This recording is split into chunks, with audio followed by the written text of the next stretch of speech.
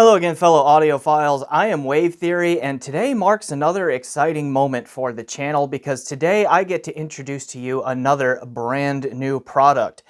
This is the Audio-Technica ATH-ADX3000. It is a $999 US open air, meaning completely open back, dynamic driver around the ear, full-size headphone. This was a loan to me directly from Audio-Technica. They have made no attempts to influence my opinion on this piece in one way or the other, so all thoughts that you are about to hear are mine and mine alone, and it will be going back to Audio-Technica here in the very near future. Alright, so as I said, this is a brand new release. You can order it for the first time today, which in the future for anyone watching today is Thursday, October 24th, 2024. So again, brand new unit just today, so this is exciting. This unit has a clear resemblance to its older sibling, the ATH-ADX5000, which I recently published a review for. See a link down in the description for that. So how does this new 3000 sound? How does it stack up against its older sibling? And where does it fit into the headphone market for open back headphones right around $1,000 US? Stay tuned after shameless self-promotion to find out. Hello. I'm one of the reasons that Wave Theory can't spend all of his money on audio gear. He wants you to know that your support is vital for keeping the channel running. So if you enjoy Wave Theory's bussin' review riz and no-cap review style, and want to encourage him to stay in the basement so I don't have to listen to his dad jokes as much, like the video and subscribe to the channel. You can also send him a donation on PayPal or sign up for the Patreon. Links are in the description. Now on to the review. Alright, to cut to the chase, I think the ADX3000 is a pretty solid headphone that I enjoyed listening to quite a bit.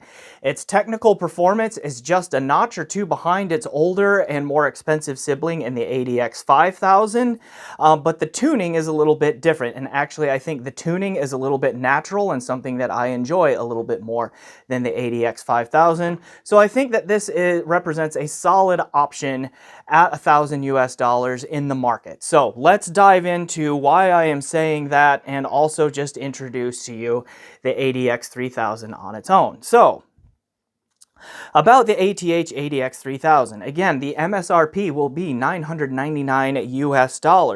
It has 58mm dynamic drivers in it, and it is an open back headphone. And Audio-Technica claims that it's an open air, and what I think they are getting at there, and what they told me in emails when I was communicating with them about the 5000, is they said the 5000 is one of the few truly open back headphones that are on the market, along with HiFiMans, and I've got a couple of HiFiMans out here for comparison later, like HiFiMans and all that, where the back of the headphone cup here is basically just all grill material. There's really no housing or anything like that behind the driver. It's just open. It's got a protective layer, but otherwise it is open.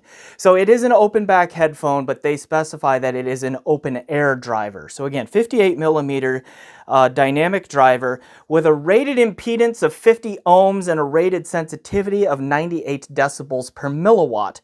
So it is a rather easy to drive headphone. Not the easiest driving headphone out there ever, but also it's on the easier end of the drivability spectrum. So and I also found it to be not particularly amp picky. So not huge power demand, not a whole lot of synergy issues that I ran into. So I think those are notches in its favor too, and we'll get to some amp pairings here in a little bit to further flesh that out. Okay. Let's start with the build and the comfort. It is built in terms of its physical form factor. I think it's basically an identical chassis to the ADX5000, right? I mean, just look at this family resemblance here, and I hope that my camera is focusing on that well. But I mean, you see that the headbands here are basically the exact same size in the exact same build, and I will tell you that their springiness here, like the amount of clamp force and resistance on it, also very, very close. The 3000 might be just a little bit tighter, but if it is, it's not by very much.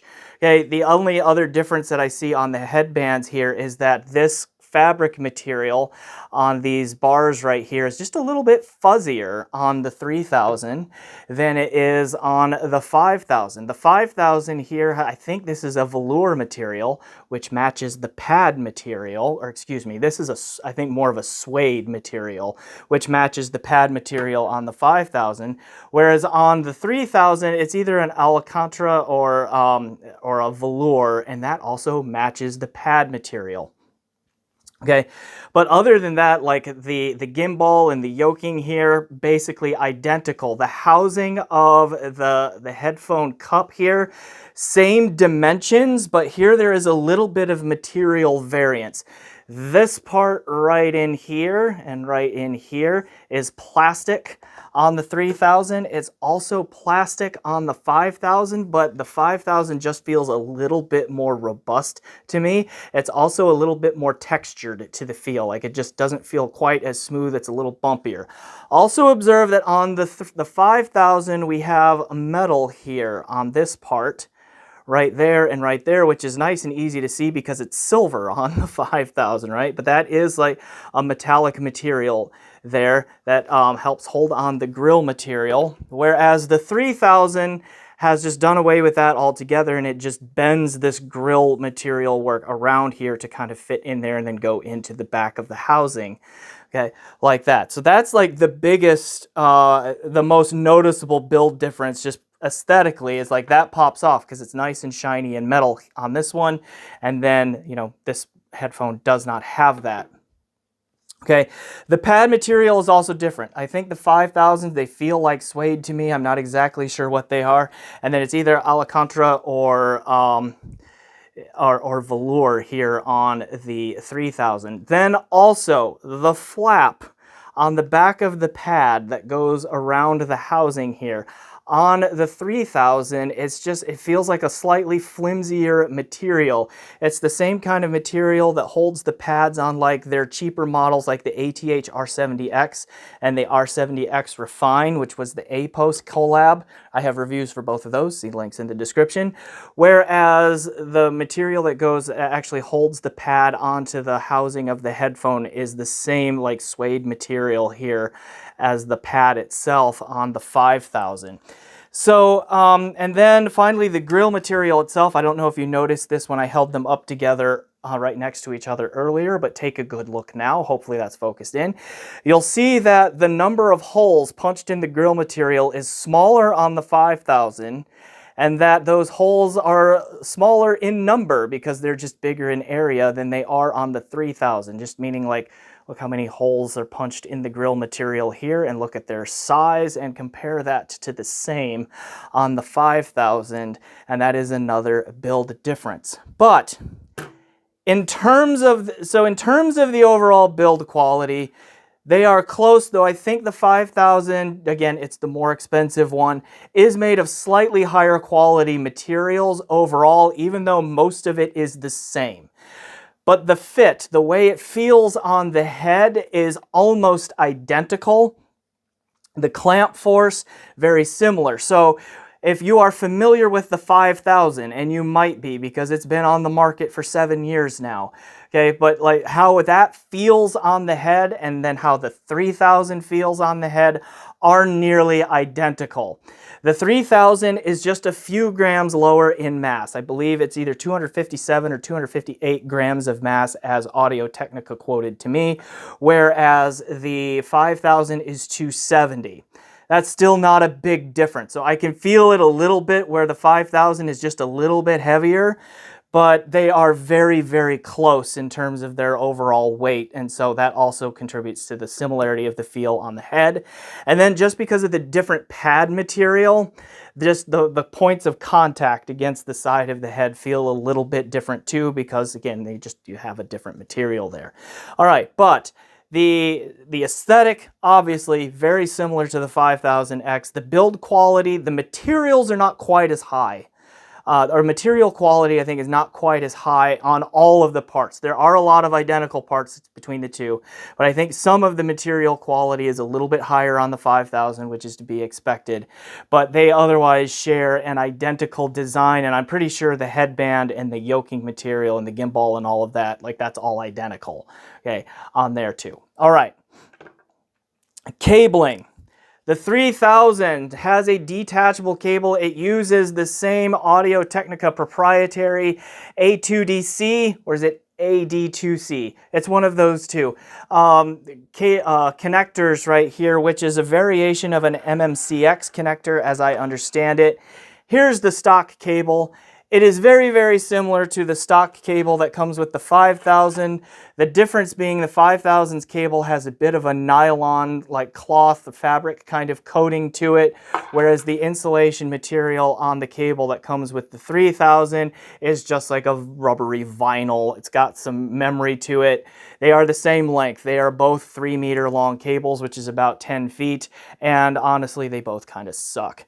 Okay, so it's okay. It's just, it is not great at all. The stock cable that comes with it is a 6.35 millimeter / 1/4 inch single-ended plug on the amp end, and then of course you have those modified MMCX or A2DC, okay, plugs on the headphone end there.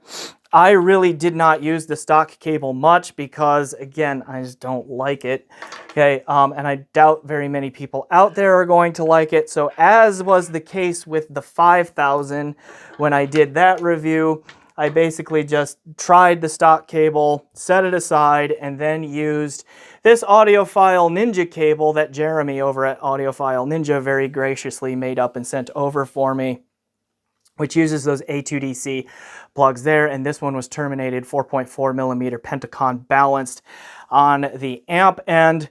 This is just the standard Audiophile Ninja cable, their OFC, which will be priced between $65 and $75 US.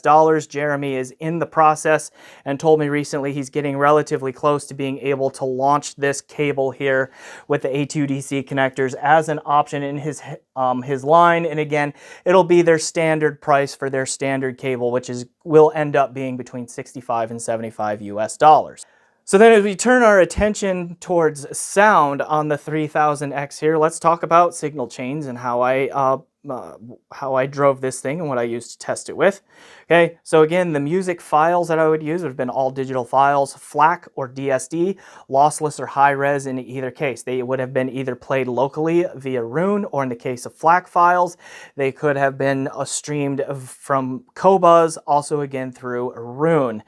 The files also could have been on a micro SD card as well, plugged directly into an iBasso DX260 DAP, digital audio player, which I'm working on a review for, so that got some time on here. Okay, Roon endpoints would have included a Sonor Ultra Rendu, routed through a Singer SU6, and then into various DACs, which I'll name in a moment. A FIO SR11, also a little streamer, also was a Roon endpoint there. That would have been routed through a Shit by Frost 2/64 into an Aoun S17 Pro headphone amplifier. The Singer SU6 would have been feeding, had some heavy hitters in lately, still have a couple of them in. Berkeley Alpha Series 2 DAC, a Hollow May DAC, and then Sonor Ultra Rendu streamer, another one would have been plugged directly via USB into a Lampezator Baltic 3 DAC. Amps on the other end of those would have included Hollow Audio Bliss, Vioelectric HPA V281, HiFiMan Golden Wave Prelude, and a LTA Z10E. I have reviews for many of those named things down in the description below. Others are coming up very soon. Another Roon endpoint would have been my Chord 2 Go streamer, which is connected directly to a Chord Hugo 2 transportable DAC amp, which also drove this here as well. So there were a variety of signal chains and like level of chain in there that I tried this with. Okay, what did I learn about its sound? So it is very similar in its nature to its older sibling. Like the family resemblance between these two is not just aesthetic and it's not just about build. There are some definite presentational similarities to their sound, which I'll unpack here in a moment. But let's first talk about like the perceived frequency response sound signature of the ATH-3000 here. It is still in the range of neutral. So neutral tunings encompass a range. It still falls in the range of neutral. It is on the warmer side to it. It's got just a bit of, I think the term here you'd hear sometimes is like a clockwise tilt, where it's just like it has a little bit of emphasis in the upper bass, lower mid range, and then a relaxedness to the treble that just gives it a warmer overall profile. That gives the vocals some warmth, some body, some meatiness to them. Okay, it fleshes out tones and it just sounds a little bit thicker and fuller and weightier in its overall tone to it than its older sibling, the 5000X did. There is a little bit of a treble peak still up in the treble. I think it's around 4 or 4.5 kilohertz, somewhere around in there, where there is still a bit of a peak, and it might actually be a little bit bigger and sharper of a peak than what the 5000 has, but it is masked a little bit better, I think, because of the overall warmer and fuller sound and tone, and just the added body to the sound that this one has that the 5000 doesn't. Okay, so is it going to bother treble sensitive users? Yeah, it's still going to do that because that treble peak is still in there and it still messes up a little bit of the tonal balance and the timbre for cymbal hits and other high-pitched sounds in there. But I think it's going to be a mix. Some people are going to be driven nuts by that and others are going to find it more tolerable than the very similarly shaped and positioned peak that the 5000 had.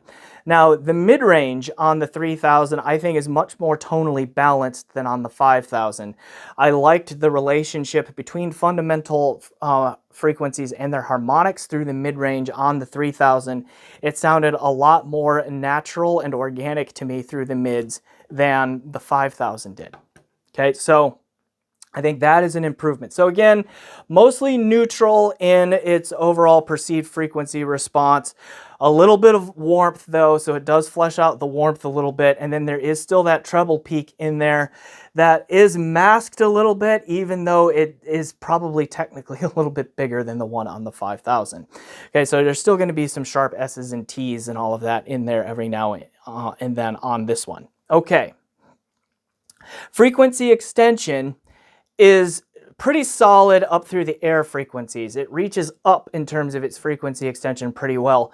The sub bass is still a little bit rolled off on this one, and this is where these two are pretty similar in terms of like their ability to dig deep and do it with presence is about the same, right? So in terms of the tuning there, like that's something that the 3000 does not do better than the 5000, but it also doesn't do it worse. They are very similar in that. Okay, other presentational aspects, and I'll come back to what I was saying earlier here. Like the 3000 just has a fuller, weightier, meatier tone to it.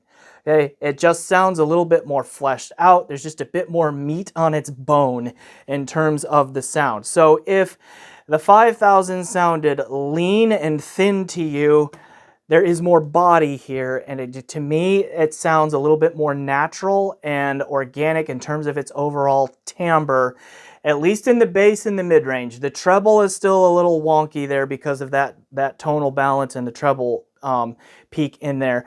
But voices, human voices, sound more like real human voices to me. Violins, pianos, acoustic guitars, horned instruments, stringed instruments, those kinds of things, they sound more like the real thing in terms of their tone and timbre to me from the 3000 than they did from the 5000. So because of that, it just sounded more natural, and then I found the masking of the treble peak and the more balanced mid-range on the 3000 to be less fatiguing than what I got on the 5000. That the 3000 comes across to me more as like a kick back and listen for a long period of time kind of headphone, whereas The 5000 always kind of came across to me as it was looking for flaws and trying to point them out because of just where its frequency response peaks and troughs were.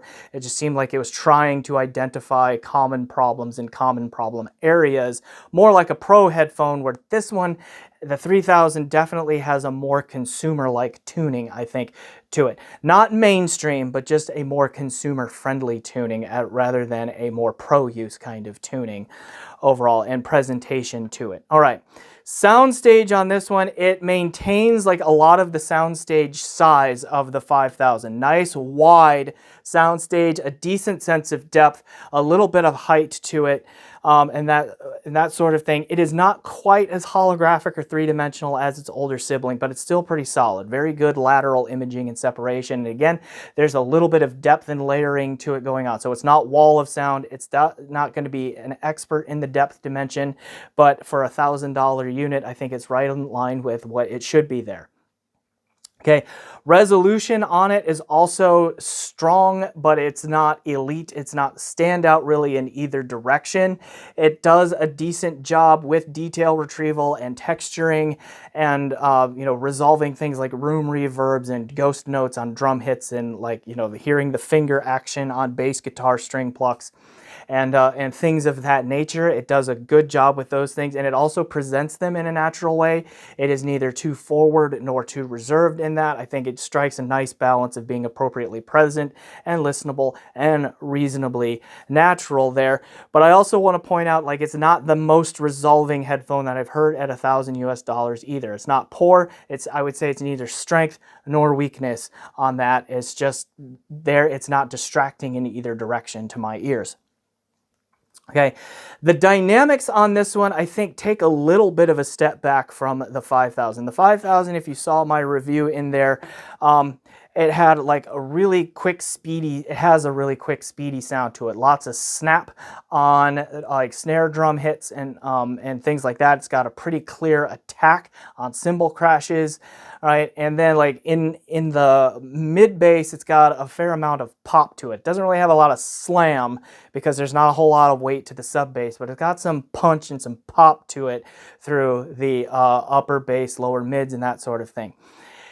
The 3000 is a little bit more subdued dynamically. It's not necessarily lacking, it is not poor, but it doesn't have quite the snap or the overall speedy sensation or activity level, like dynamics to it. It's just a little bit more relaxed and kind of like a smoother presentation in that regard. Now, it's not poor, it's just not one of the features of the sound in the way that it was on the more expensive and older 5000 unit.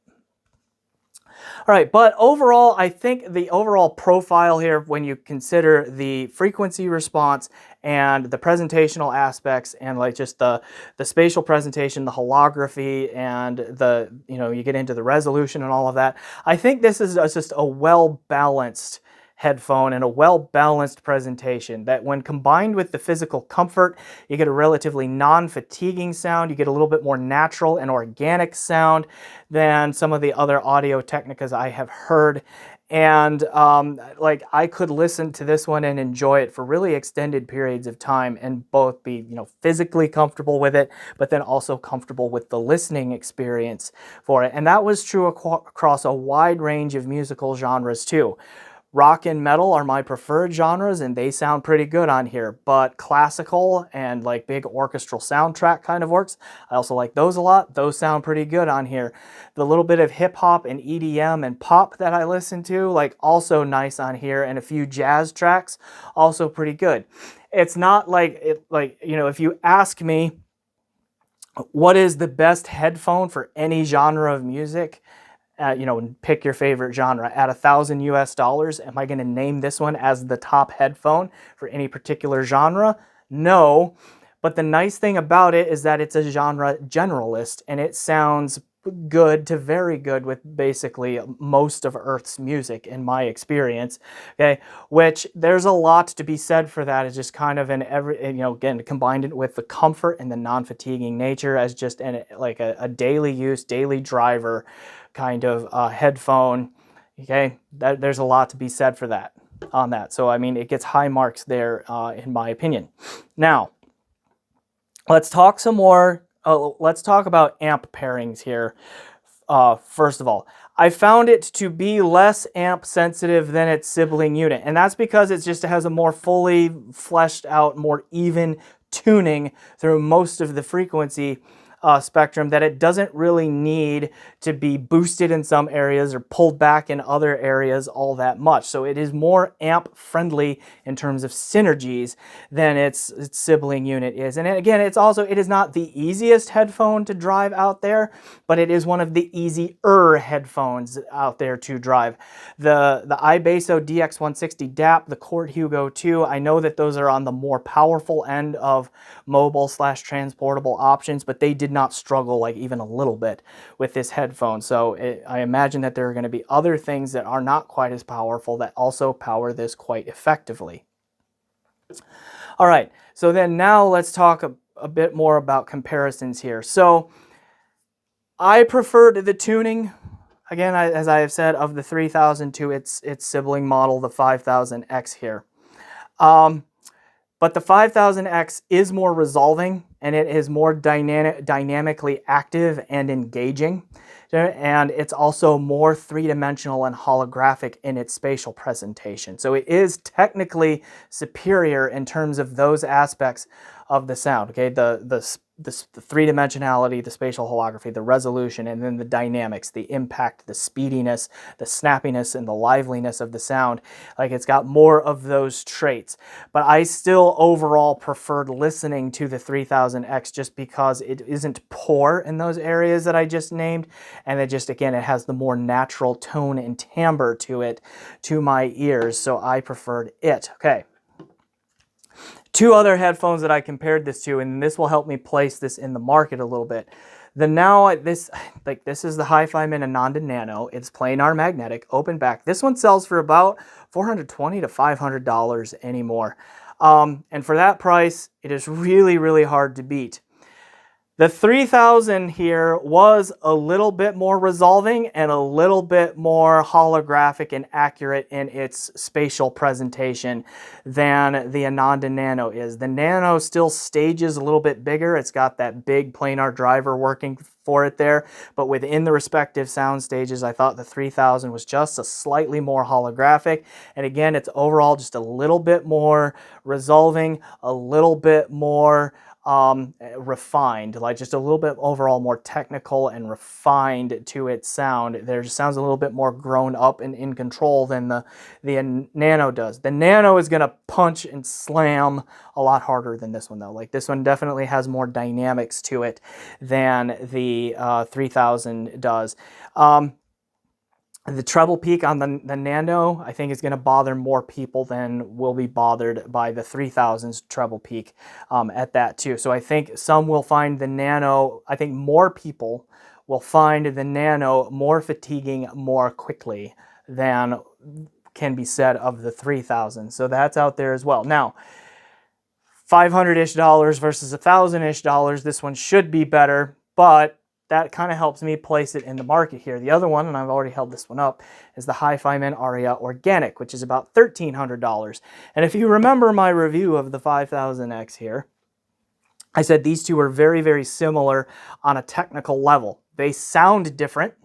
Okay, they have different tunings, they emphasize different parts of the sound and all of that, but I mean, but they are basically even in terms of resolution, the three-dimensionality and holography of their respective sound stages, and like their resolution, their and level of refinement and all of that, they're pretty close there, and their dynamics are also fairly close, even though the Arya Organic has a little bit more slam and that sort of thing. And I hold these up to say that, like, these two, the 5000X and the Arya Organic, being about equal to each other in terms of overall technical package, but being tuned differently, means then that just takes me right back to the 5000X is just a little bit technically superior to the 3000 right here. And so then the Arya Organic at $1,300 is going to be a little bit more technically proficient than this one. The tunings of these two are closer, but I mean, the Arya Organic really kind of gives you the tuning and like the tonal weight and fullness of the 3000X, but with the technical expertise of the 5000X here in this HiFiMan planar magnetic oval egg-shaped package here. Okay. So then where does this fit in the market? I think that the 3000X is fairly priced. It's not going to be a giant killer. It's not going to reach up and challenge headphones that are, $1,500, $1,600 or more. That's not what it is. It's very comfortably priced right around $1,000, I think. Okay, it's going to be quite competitive with things like the Meze 109 Pro. It's going to sound different than that. It's going to have less of a treble peak than the 109 Pro. It's not as pretty as the 109 Pro. Okay. But I think this one will be less fatiguing in its sound than the 109 Pro out there is too. The Aurorus Borealis, I think, is $900, and that's around here as well. I think the Borealis is going to be very close to this one in terms of resolution and holography.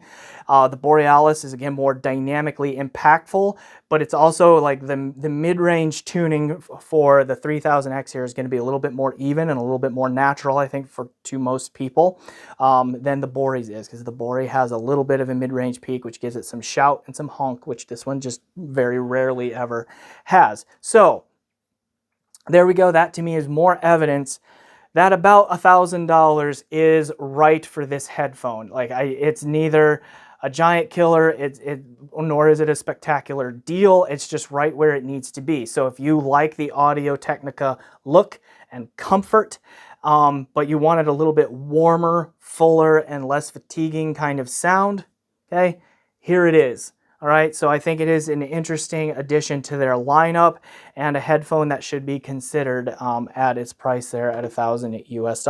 So I am Wave Theory. This has been my review of the brand new Audio Technica ATH-ADX3000. There we go. That is still a bit of a mouthful of a model number. Okay. Fairly solid. Please remember to like, subscribe, comment, check out my PayPal and my Patreon. Generally do those things you do to support YouTube channels. Thanks again for watching, and as always, enjoy the music.